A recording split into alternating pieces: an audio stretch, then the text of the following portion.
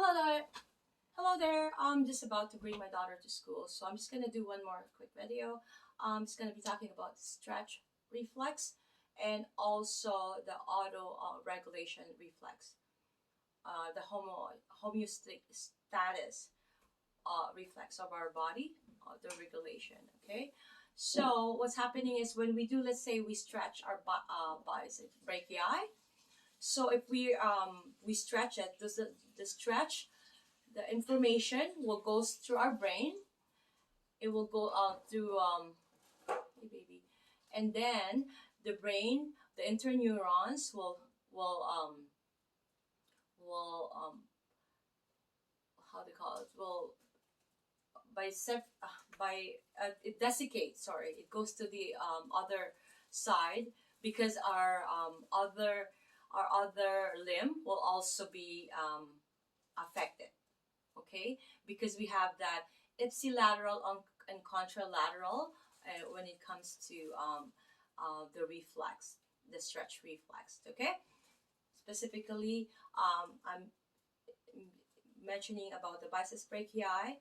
So the brain will also tell us, it will also have that densification, that the antagonist muscle will have to relax. So it has that function, the mechanism that works hand in hand together. Otherwise, if they're both it won't work. One has to relax, the antagonist, and when one contracts, one has to relax. Right? That's the whole concept of that stretch reflex. Right? And we know when we do that hammer is to know if there's any CNS, which is a central nervous system, and PNS, peripheral nervous system lesions. Right? There's any lesions around in the nerve somewhere in the say, let's say in the instance of multiple sclerosis. Right? There's that demyelination happening. Right? There's that lesions happening. Okay, so that's an example. So if it's an upper motor lesion, it's hyper reflexive. So if you were to do like the hammer, let's say if you to do the biceps brachii, right, for the myotomes, right? So we're gonna do the DTR, the deep tendon reflex. So we're gonna do the myotomes and to test the strength first, right? We do all these testing if there's a client, we have to do all the testing and have the renal assessment, right? So if we were to do the deep tendon reflex for the C5 biceps brachii specifically, so we hammer it, right? So if it's reflexia, it's indicating that you have an upper motor neuron lesion. If there's no it's hypo, meaning it's less reflex, then that means you have lower motor neuron lesion.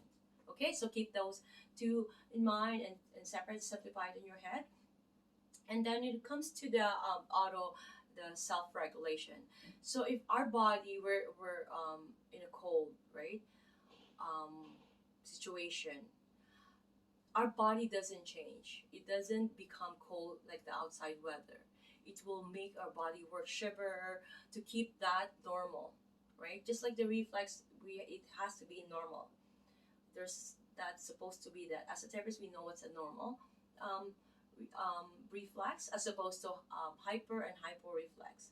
And for our body knows how to fight. Let's say if it's cold, we're gonna shiver to create that heat and movement. Contractions of all our muscles will be happening to create some the, thermal regulation because our body's protecting our body from the outside coldness, sorry, cold temperature. And then if it's too hot, we are going to sweat, right? Our body is going to do that to cool down our body again to protect our body from our body's um, um, reaction towards the weather, which is in that instance is heat, like it's too hot, right? That's why they're sweating. So So I guess, folks, I'm gonna have to drop my daughter to school. I'm gonna be doing when I come back. I'm just gonna do um, food shop because tomorrow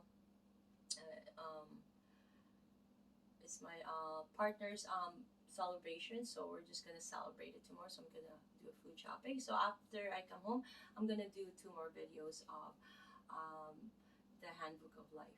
Okay, um, I owe 2 more videos for today, and then if I can do the 2 more for tomorrow, so I don't have to do, I'm gonna have 4 videos after I come back. Thank you, folks, and please let's all pray together that we can accomplish this world's peace and a better place, special for our children, right, and their kids, and then our great grandchildren, and so on. We're all one. We're all God's creation. In God's name, in Jesus' name, thank you, and may God bless you all.